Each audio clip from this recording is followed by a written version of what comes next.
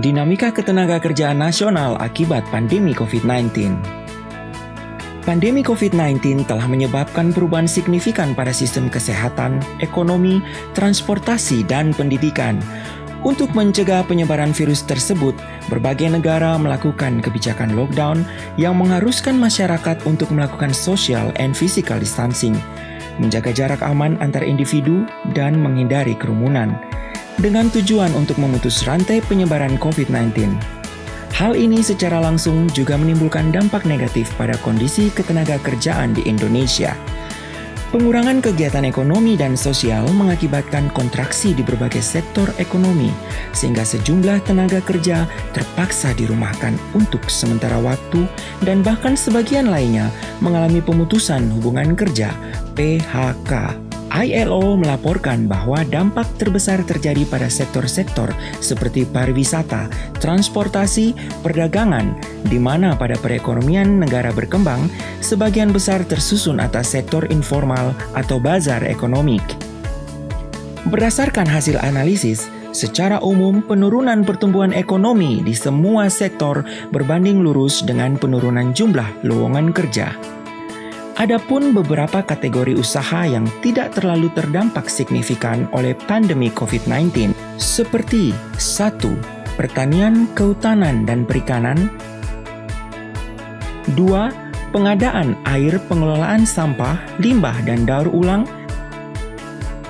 3. Informasi dan komunikasi. 4. Jasa kesehatan dan kegiatan sosial. Dan 5. Bisnis digital. Di sisi lain, hanya kategori pertanian, kehutanan, dan perikanan yang tidak terdampak langsung oleh pandemi COVID-19 secara signifikan. Sebagai sektor basis, penurunan pertumbuhan ekonomi dan tenaga kerja yang terjadi lebih disebabkan oleh pola tahunan masa panen dan perubahan musim. Pada klaster penjualan dan pemasaran, jabatan-jabatan tersebut antara lain staf periklanan, minus 59,82%. Staf pemasaran, minus 53,21%. Staf penjualan, minus 35,69%. Dan grosir atau eceran, minus 25,62%. Jabatan sebagai profesional penjualan produk teknik dan kesehatan tidak terlihat signifikan pada klaster ini. Begitupun pergeseran tren perdagangan dari toko offline menuju online membuat pegawai harus menambah kompetensinya di bidang penjualan online beserta prosedur pengelolaan order sampai pengiriman. Pada klaster akuntan dan keuangan, terdapat jabatan yang justru meningkat. Antara lain, perwakilan asuransi 32,27% dan manajemen bisnis 5,42%. Jabatan-jabatan yang mengalami penurunan di triwulan 2 2020 adalah akuntan perpajakan minus 52,14%, auditor minus 40,12%, akuntan umum minus 38,07%, dan petugas pembukuan minus 36,99%. Peningkatan kebutuhan akuntan di sebagian besar sektor usaha berkaitan erat dengan kewajiban pelaporan pajak di awal sampai mendekati pertengahan tahun. Pada klaster konstruksi merupakan salah satu kategori yang paling terdampak oleh pandemi COVID-19. Secara umum, jumlah lowongan kerja mengalami penurunan karena proyek yang dihentikan sementara. Posisi yang terkena mengalami penurunan jumlah lowongan antara lain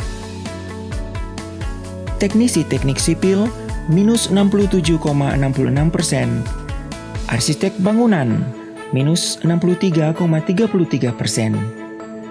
agen real estate dan manajer properti minus 61,33%, pekerjaan umum minus 56,63%, juru gambar teknik minus 53,16%, manajer konstruksi minus 45,59%, pemelihara atau pengelola gedung, minus 35,96%, dan teknisi bangunan, minus 38,54%.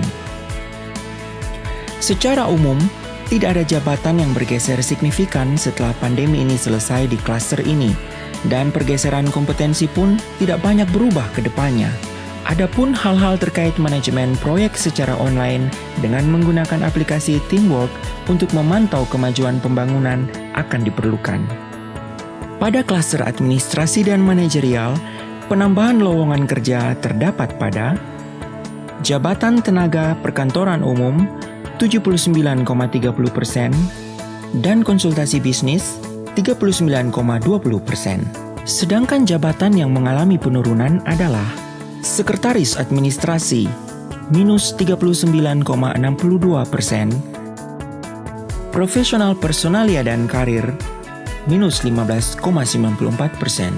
Para pekerja pada klaster ini umumnya masih bisa bekerja dari rumah, work from home, dan hanya butuh adaptasi pada teknis kerja yang semula berhadapan dengan dokumen dan rapat fisik, saat ini harus terbiasa dengan dokumen dan rapat online. Posisi seperti profesional pelatihan dan pengembangan staf menjadi dibutuhkan untuk melatih para karyawan menghadapi perubahan pola kerja selama pandemi ini. Pada klaster sistem informasi dan komunikasi mengalami peningkatan dan penurunan jumlah lowongan kerja. Salah satu posisi yang mengalami peningkatan adalah pengembang perangkat lunak 159,78%, teknisi perangkat keras 49,76%, pengelola dan perancang database 8,30%. Hal ini disebabkan oleh instansi-instansi yang menerapkan pola work from home membutuhkan perlengkapan sistem IT yang lebih memadai untuk melakukan video conference dan mengelola dokumen digital dalam jumlah yang banyak. Contohnya adalah beberapa instansi pemerintah, kantor, dan sekolah, di mana sebagian pegawai atau gurunya tetap diminta bekerja di kantor untuk tetap memelihara efektivitas kinerjanya. Pada klaster layanan masyarakat, berkaitan dengan pelayanan dan interaksi langsung dengan pelanggan atau masyarakat, sebagaimana yang disebutkan dalam kajian awal, klaster ini mengalami penurunan lowongan kerja. Terkait menurunnya kegiatan bisnis di sektor pariwisata, restoran, kafe, dan sebagainya. Jabatan yang mengalami penurunan signifikan berada pada sektor hotel dan pramuwisata, minus 58,39%, resepsionis, minus 60%, guru, minus 27,59%, dan layanan restoran, minus 25,32%. Di sisi lain, terdapat beberapa sektor yang justru mengalami peningkatan lowongan pekerjaan, antara lain bioteknologi dan riset klinis, 57,63%, kesehatan dan farmasi, 14,7%, hubungan masyarakat atau PR, 23,72%, dan organisasi nirlaba, 9,20%. Pada klaster transportasi dan logistik merupakan yang paling terdampak oleh pandemi ini. Beberapa jabatan yang terdampak signifikan adalah petugas tiket, minus 75,9%, agen keliri dan pengiriman ekspor-impor, minus 20,38%, pengiriman barang dan pengapalan, minus 60,59%, dan pengemudi atau supir, minus 51,95%. Tapi dalam kaitannya dengan PSBB, masyarakat golongan menengah ke atas mulai berpindah ke belanja online, sehingga mendorong lowongan pekerjaan pengiriman barang atau kurir mengalami penurunan yang tidak signifikan, minus 3,7%.